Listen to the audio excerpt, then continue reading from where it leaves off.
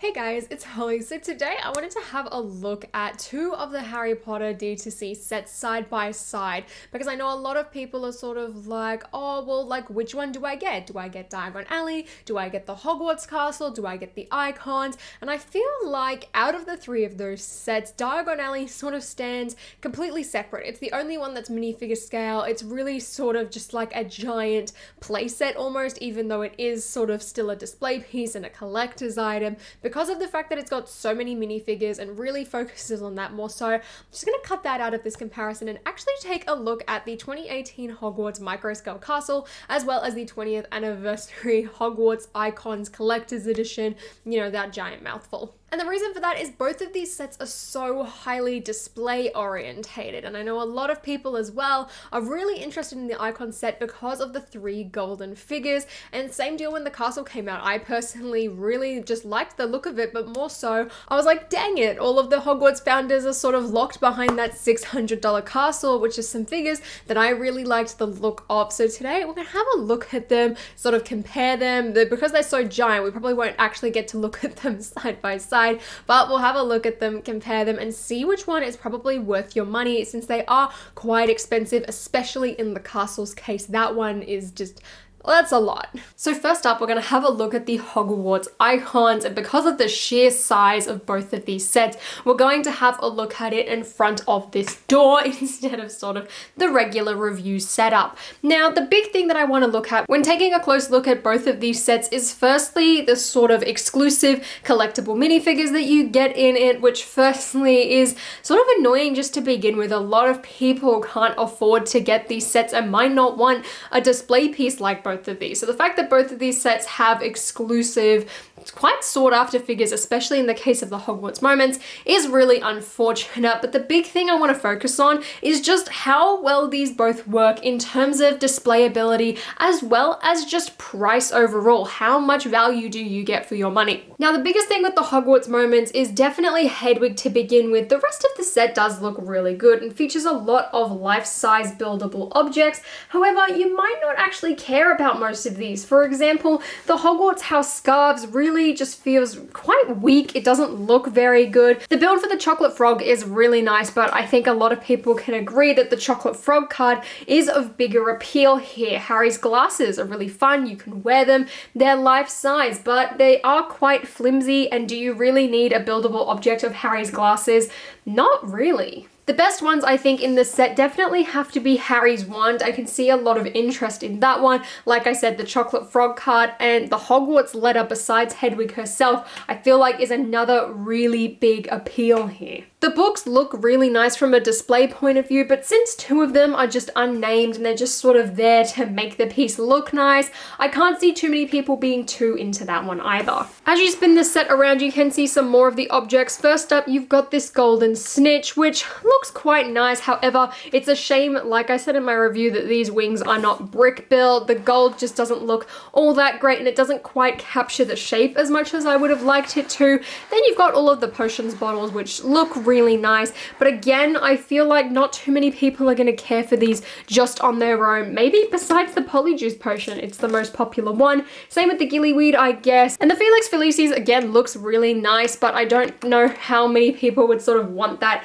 based off its own. The real big appeal, I think, besides the figures in this set, is the buildable Hedwig. If you were a massive fan of owls or birds or just wildlife and Harry Potter in general, I feel like this is a really good set. If you're a fan of that smaller buildable Hedwig, this is a massive step up and a really big improvement, and they are different enough that I would definitely say probably go and look into this set if you really enjoyed that one, because I think you're going to love this. So as you can see, in terms of objects, there's really not all too many that I feel like would stand out particularly for Harry Potter characters. I think altogether this set does work really well. The entire set comes together really well. All of the objects play their part and they are really well done for what they are supposed to be, but in the grand scheme of things, when you're comparing it against other sets, that's where I feel like it starts to have a few flaws. I feel like at least 80% to 70% of the objects in this set are really good, really nice objects. I think they work really well, but there is that 20 20 to 30% that I feel like are just sort of in there to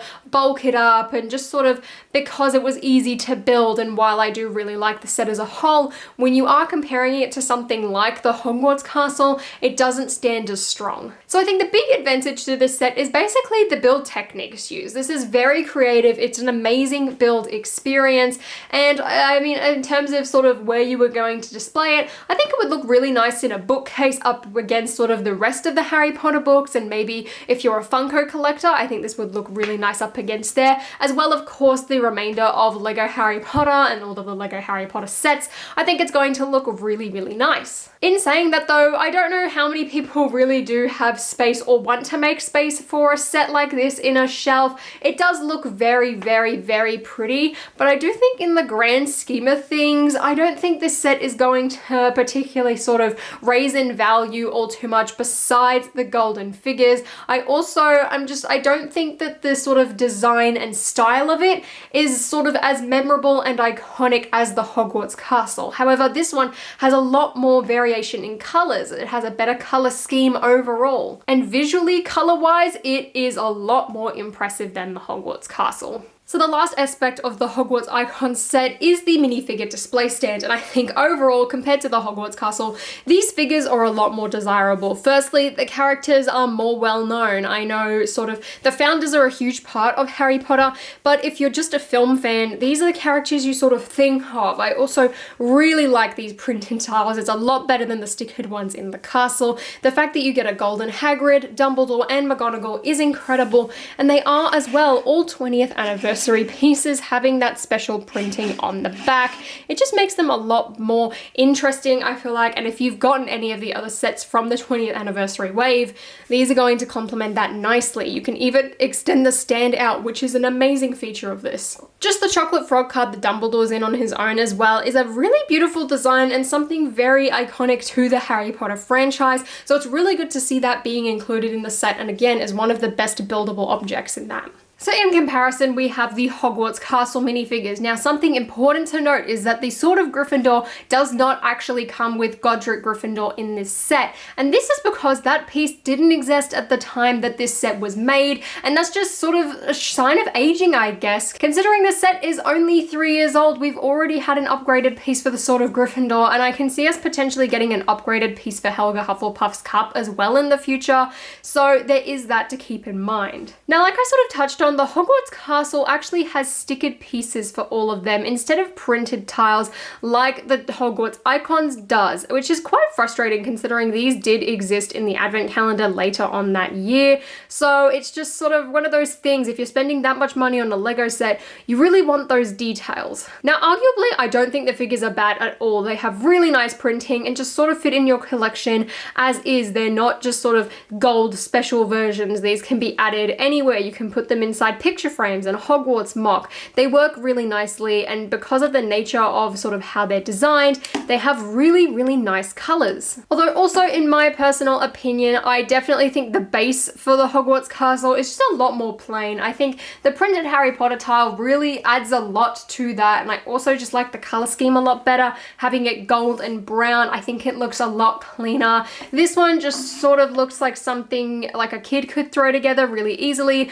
rather than something for a special 16 and over collector's edition set. So in terms of figures, I do have to give this one to the Hogwarts Icons set. Now, like I said, I don't necessarily think these figures are bad. I just think it hasn't aged the best. I think adding that sort of Gryffindor from the Chamber of Secrets and the CMF set to Godric Gryffindor, at least for me, has added a lot to this display. As soon as I opened up the set, I swapped that piece out, that regular silver sword. I don't think it was good enough, especially looking at this from a 2021 perspective. I feel like it will be the same as well in case we do get a printed Helga Hufflepuff cup, similarly to this one that I did a mock-up of. And even though the base of this is pretty similar, I do prefer it to the sort of smaller, plain black style that the Diagon Alley set had. Before we take a look at the castle itself, I want to show off these two little micro builds that we have, being Hagrid's hut as well as the Whomping Willow, which has a tiny little Fort Anglia at the top. And these builds are really cute. They nicely accent the castle and sort of make more of the castle grounds. It is quite a shame that there wasn't a Quidditch pitch version of this. I feel like that would have just sort of completed the entire thing, but they are really nice welcome additions and really suit the Microscale style. Once again, I really like these. So then here is the full Hogwarts Castle Microscale set. Now, just like the Hogwarts Icons, this really has a big wow factor. And honestly, I feel like the Hogwarts Castle beats that wow factor by a mile. It's a lot more impressive to look at, I feel, I think mainly because of the sheer scale of it and how beautiful it looks in that micro scale. Now, the problem a lot of people have with this set is the fact that it is micro scale. And I feel like a version of this set in minifigure scale is quite unrealistic and would cost tens of thousands of dollars. So I really love what LEGO is able to do in this micro scale. Now, obviously a big thing between these two sets, besides price, is just going to be the size of them. This castle has a very wonky layout and takes up a lot of space. It's incredibly wide and incredibly deep because of all of the angles this set has. It is built up into two pieces, but even then, I feel like you can't exactly sort of rearrange it in any particular way. And I think overall, just in terms of aesthetic, I do think that the castle beats out the moments, and that is purely because of the fact that this is a very famous silhouette. Even if you're not a Harry Potter fan, it should be at least relatively obvious that this is the Hogwarts Castle. This thing is giant, it is beautiful, it is also very expensive. However, it's been out for 3 years now, and a lot of regular retail stores do actually stock this, so you can get it for cheaper than retail, which in my opinion is an incredible deal, because even at full price, I think this set is worth it. And honestly, if it wasn't made in 2018, I think this would have been the 20th anniversary set. Unlike the Hogwarts Icons though, it is sort of very two-dimensional in a way, because it is more of a dollhouse set. You've got the exterior from the outside, but as soon as you turn it around, you do get a really nice interior. In saying that though, sort of the viaduct building over here, you can sort of see the back of it from most angles actually, which does sort of ruin the illusion, which is quite frustrating. Now, just like the Hogwarts Icons, this set contains pretty much everything famous in regards to the Hogwarts. You've got the courtyard, you have the Great Hall, you even have the boathouse, which was pretty featured only in the Deathly Hallows, but I'm glad that that's there nevertheless. You have the Grand Tower with the Gryffindor Tower at the very top, even the Hungarian Horntail, and just the entire front half of the castle that you see in pretty much every panning shot, which looks amazing. It's definitely not the complete castle, but for what they were able to fit in, I think they chose very well. So the benefit to the castle is that you have an interior to look around in, and there is a lot of details and Easter eggs, which is something that you can't quite get with the Hogwarts moments. For example, you've got the Chamber of Secrets here, the Chamber of Secrets door, a bunch of famous portraits, even a little Moaning Myrtle micro-scale little model at the top there, just hanging in the bathroom. It's very cute. You've got Dumbledore's Griffin, Dumbledore's office, you have the entirety of the Great Hall, and you've got scenes from every single movie. You have the entire sort of challenge at the bottom besides Fluffy here. You have some Cornish pixies on the wall and Umbridge's office, and there's just a lot more to sort of look at.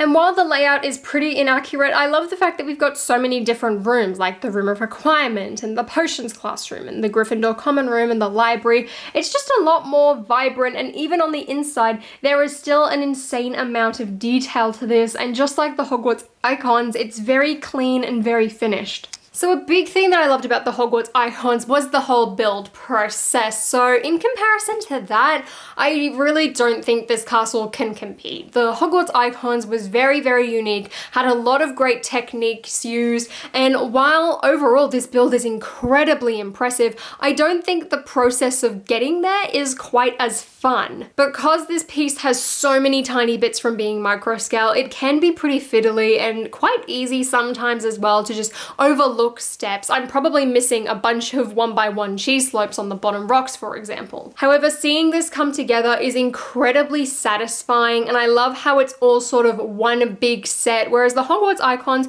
you just sort of had that experience where it felt like a bunch of tiny sets all coming together in one, whereas this is just one big grand display piece, which for some people may not necessarily be a bad thing, but I thought I would mention it. So here are the two sets side by side, and honestly my anxiety is through the roof right now because each of them is half hanging off of this table, but I feel like especially when you put them next to each other, I think there's no question the Hogwarts Castle is just so much more impressive. I feel like as much as I love the Hogwarts Icons, even though they're both display pieces, it's on a completely different scale, and personally if I was tossing up between both of these, just sort of putting the price difference aside, I would 100 times pick the Hogwarts Castle over the Hogwarts Icons, even though those figures are better, and I love the chocolate frog, and I love how everything's life-size. I think just overall, I would much rather have a display of Hogwarts lying around in my house. I would put that in my living room. I would have it on display so that everyone could see, and I feel like walking past, people would be much more impressed as well. As impressive as Hedwig looks, I feel like she has to literally carry the entire set sort of to victory, and unfortunately does sort of miss. Now, if you threw Diagon Alley in there as well, I feel like the Hogwarts Icons has to be at the bottom, unfortunately. And in a way, I do wish that the Microscale Hogwarts Castle was released this year as a 20th anniversary set. I don't know if they were planning this far ahead for the theme to continue, but it would have been lovely to see the Hogwarts Castle be that 20th anniversary sort of icon. I feel like it would have worked a lot better as well. But for what the Hogwarts Icons is, I am a big fan of the set. So I hope this, guys, helps you make a sort of decision if you haven't got either of these sets and you're sort of tossing up if you have the money for the Hogwarts Icons. Honestly, I would probably save up a bit more and get yourself the Hogwarts Castle. I don't think you'll regret either of these sets though. So there you go, that's just my opinion, and I hope this was able to help you. So if you guys enjoyed this video, please give me a thumbs up and consider subscribing to my channel down below. I will be doing a full review of the Microscale Hogwarts Castle up in the future. And if you haven't checked out my review on the Hogwarts Icons already, I will also leave that linked at the end here. And until next time, guys, I'll see you later.